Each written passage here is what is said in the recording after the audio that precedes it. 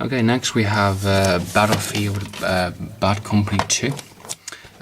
Really enjoyable game. Campaign, I think, is really fantastic. I really appreciate the destructible environments, the sound quality, and the realistic tone of it compared to, say, COD, for instance. I think DICE are really known for what they are, kind of thing, you know, with their campaigns and stuff, and really interesting storylines. I think the actual storyline itself is really fantastic and really grips you into what's going on and all that. I really like it. The multiplayer I've played quite a lot as well, and that's really interesting, and that's very different. It's more a tactical approach than it is an actual shooter. You know, you got to think on your feet. You can get killed quite easily on this one, and you got to think what you can do. And I like the sniping on this one. I think the sniping is much better than I do on the Call of Duty games. I really enjoy sniping type games. So yeah, this is really fantastic. I haven't played the first one, but I don't think I really need to be honest. I think this one just does more than the first one does anyway, so a bit pointless in all fairness. I like the destructible violence. I like the solo campaign. I like you know, team matches and stuff, and yeah, really fantastic stuff. One of the things I'm a little disappointed at the moment is, of course, no one actually plays it online now because Battlefield 3 being out, no one actually plays the actual multiplayer anymore for this game, which is a little disappointing. I think that you get a couple of people, you get enough for a match, I think, but it's just not enough as there usually was. But I think I'm going to have to invest in Battlefield 3 and just, you know, convert to that kind of multiplayer. So, but yeah, I'll probably keep Bad Company 2 again. I think the actual campaign is worth keeping, worth playing again. So, but yeah, good stuff. Next we have Tom Clancy's Rainbow Six 2. I have played the first one. I really enjoyed the first one. Second one, I thought it was a lot better storyline wise and what you could do more. I think you just improved what level you could do. I really enjoyed the actual Rainbow Six type missions, storyline type missions. I played them all since back on PlayStation 2, and I've played all of these ones for up to date. I think number 2 is really fun, really fantastic. I like the idea of being in New Vegas and all that, and I like you know, team-based missions, and you know, you can command your squad to go there and there kind of thing. And the multiplayer's been really fun as well. I really enjoyed that, and yeah, I think the actual campaign's been a blast to play through, and I've played it quite a few times, and it's still really enjoyable. The only thing I'm a little disappointed by is the actual multiplayer that no one actually plays anymore on it, which is a shame. You know, you get the occasional people on it now and again, but I think it's a bit forgotten with other games out there. I'm looking forward to Rainbow Six Patriots. I think that's the latest one.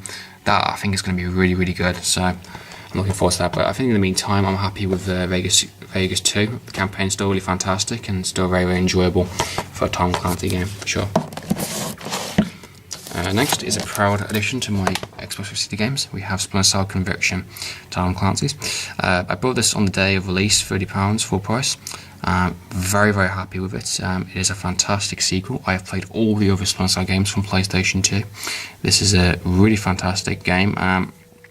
Took Sam Fisher's character into a whole new type of environment. I think the storyline was more. It felt very 24. You know, if anyone's watched 24 season 7, you will get that type of feel of this game. It feels very much like that, and it's got that style. I think he's very much like kind of a, you know, Jack Bauer type thing. I think Jack Bauer, you know, his character is very much like him, and I think Kiefer Sutherland, if they were to do a movie Splinter Cell, I think Kiefer Sutherland should play Sam Fisher. I think it'd be fantastic. I really do.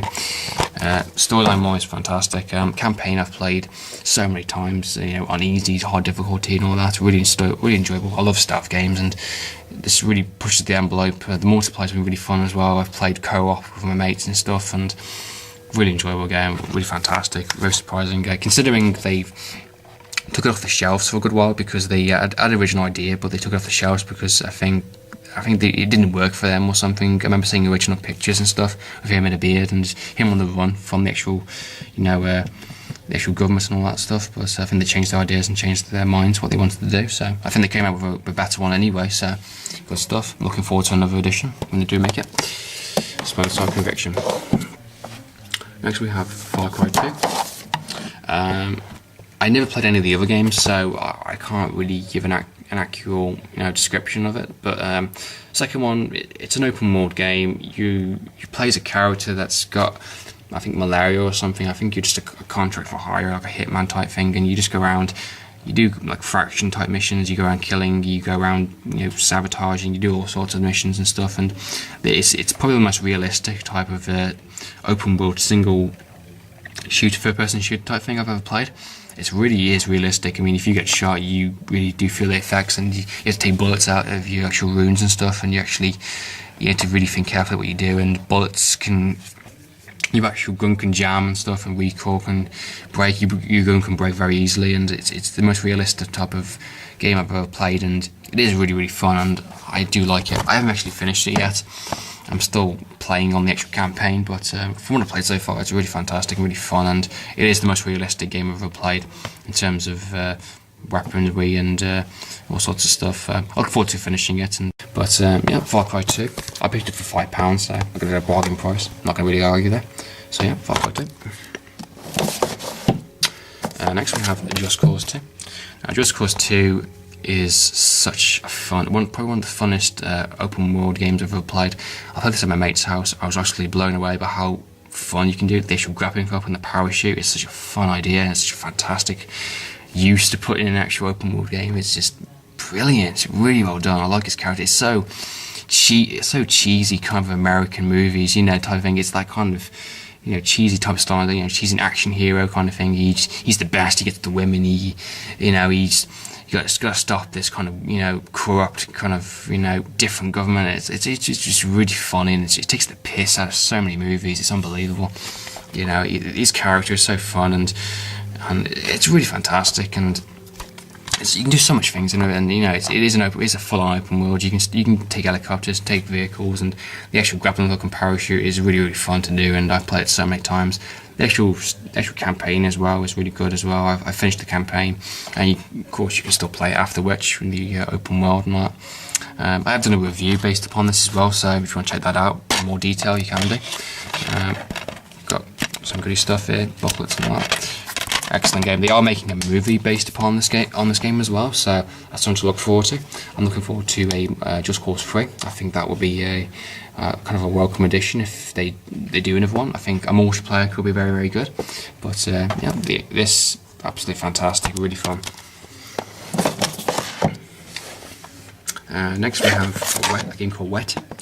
This is a game that I actually looked up online, reviews and gameplay, and it looked really, really fun. I like the idea, the actual storyline. It looked really type of grindhouse, B-movie type style, and that's exactly what it is. If any of you have watched, Planet Terror or Death Proof and all that stuff, this is part of the actual storyline for it. The casting is actually really fantastic. The voice acting is really fantastic, and the actual voice of this character is the voice is the actual actress from Dollhouse, if any of you watched that series. Really fantastic. The character is really badass, and of course you get to use the sword, you get to use guns, you get to use all sorts of cool weapons, and the cutscenes are really fun. I like the whole slow motion techniques, and I like the rage mode, and the opening car chase sequences. That's really fun, and it's a very violent game. It's very 70s. It's a 70s type of soundtrack. Kind of film with visual styles. You get like trailers within certain kind of cutscenes and stuff. It's very kind of like someone's watching a movie. A really cheesy type of movie, and it does work really, really well. And I think the sword fights and the slow motion techniques are really fantastic. It's a worthy game of picking up. It's really cheap as well. So I recommend Wet for sure. And next we have Stranglehold. This is a sequel to Hard Boil. This is actual sequel game based wise. John Woo presents. John Woo directed and did the writing for this film. Actually, a really fun game. I've actually still really enjoyed playing it. I picked it from about £2, and it's still really fun to play. It's slow motion games and stuff, slow motion bullets and slow motion kind of gameplay, and it's just really, really fun, and it's over the top, but the storyline is really, really fantastic, and it's really great. I've had no problems with this game at all. The only thing bad about it is probably the multiplayer. The multiplayer, there's no one on there anymore, so I can't play against other people, but the actual campaign itself is still really engaging, it's still really enjoyable, and I love slow motion type bullets and stuff, and yeah, it's been really challenging at times. I want to play it on hard difficulty to see if I can get past it, but I've had no problem with this game at all, and it's really fun stuff. And so yeah, Stronghold. If you're a fan of the first movie, Hard Boiled, then it might be worth playing the second one. Just it is a direct sequel, it's the same voice acting, same characters and stuff. So worth playing and see what you think. So yeah, good stuff. Next we have Kane Lynch, Dog Days. Now I understand a lot of people don't like this game and they think it is shit and it's short, and yes, I understand that. Yes, I can agree. Yes, absolutely, for sure. I have played the first one. I do really enjoy the first one, but I think I've played it too many times and I got really bored of it fast, so I ended up selling it. I think I'll get it back again at some point.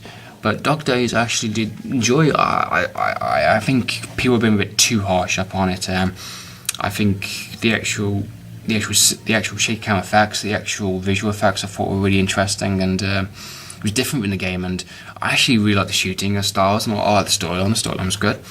It is short though. It is a very short game, and I think it's one of the problems, but I had a blast playing through it, and I had no problem with it being a sequel and playing some of the characters and stuff. There's things they could have done better, I think, and they could have showed certain things a bit better, more, but it is what it is, and I still really enjoy it, and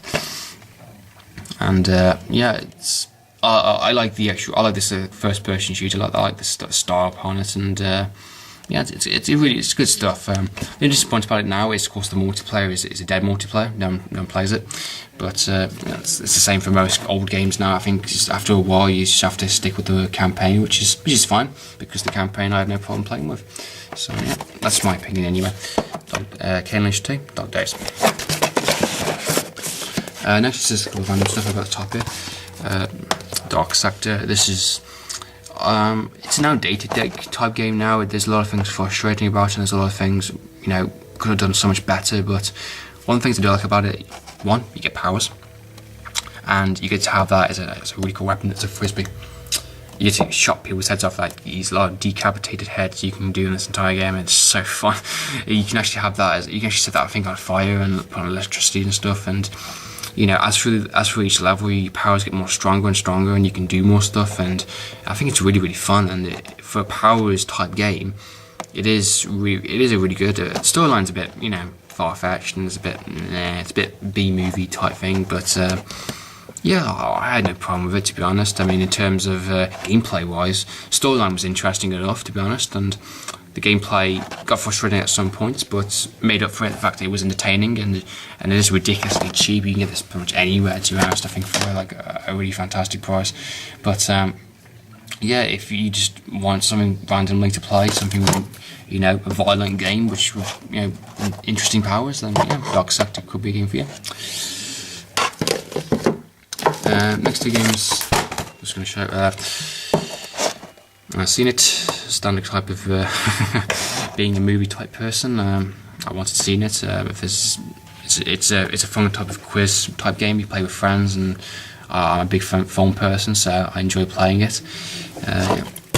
So yeah, good stuff. Good movie type quizzes and stuff, and I really enjoy it. It is a bit of fun. It's a bit of movie trivia, and it tests your knowledge and what you know, and how fast you can answer it. So yeah. But this up for like a quiz, so I'm not really going to argue. So yeah, see it. Next, last game I have in my collection, Xbox 360 collection, is Modern vs. Raw 2010.